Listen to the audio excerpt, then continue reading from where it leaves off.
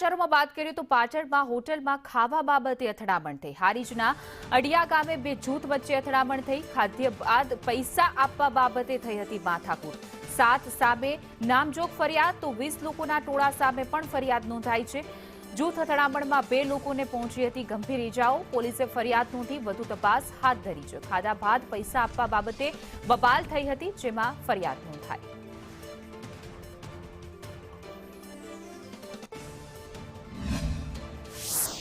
Harij police station વિસ્તારના અડિયા ગામે જે નોનવેજની હોટલ આવેલી છે ત્યાં આગળ અમુક ઇસમો જમવા ગયેલા અને જમ્યા બાદ પૈસાની લેતી દેતી બાબતે બોલાચાલી થયેલી અને આ સમગ્ર ઘટનાને અંતે એક નાની જૂથ અથડામણની ઘટના અત્યારે બનવા પામી હતી, જેને ધ્યાનમાં લઈને પોલીસ ત્વરિત ઘટના ઉપર પહોંચી ગઈ હતી અને ફરિયાદના આધારે કુલ 7 ઇસમો વિરુદ્ધ એફઆઈઆર નોંધવામાં આવી છે।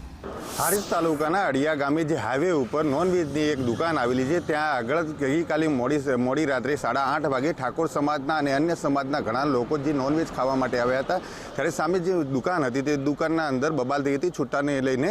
તે છૂટાને લઈને જ્યારે બબાલ થઈ હતી ત્યારે જેટલા 7 જેટલા જે લોકો છે સામે પક્ષે મુસ્લિમ સમાજના તેમજ અન્ય 20 લોકો છે તેમના વિરુદ્ધમાં અત્યારે ફરિયાદ નોંધાઈ ગઈ છે। સ્વાભાવિક રીતે આપ દ્રશ્યો જોઈ શકો છો। દ્રશ્યોના અંદર જે આ દુકાન બતાવું છે તે દુકાનના અંદર જ જે છૂટાને લઈને મગજમારી થઈ હતી, જે બબાલ થઈ હતી, તેમજ અહીંયા આગળ જે રીતના મોડી રાત્રે બબાલ થઈ હતી તેને લઈને ગત રાત્રે જ પોલીસનો ચુસ્ત બંદોબસ્ત પણ ગોઠવી દેવામાં આવ્યો હતો। સ્વાભાવિક રીતે જે વાત કરવામાં આવે તો સામે પક્ષે જે લોકો છે તેમાંથી 2 લોકોને ગંભીર ઇજાઓ થઈ છે અને તે લોકોને અત્યારે પાટણની ધારપુર હોસ્પિટલ ખાતે રિફર કરી દેવામાં આવે છે। અત્યારે પોલીસના દ્વારા જે એફએસએલની ટીમ છે તે પણ અત્યારે આવી ગઈ છે અને જે પણ રીતના અહીંયા તપાસ કરવાની હોય છે એફએસએલની ટીમ દ્વારા તે અત્યારે તપાસ ચાલી રહી છે।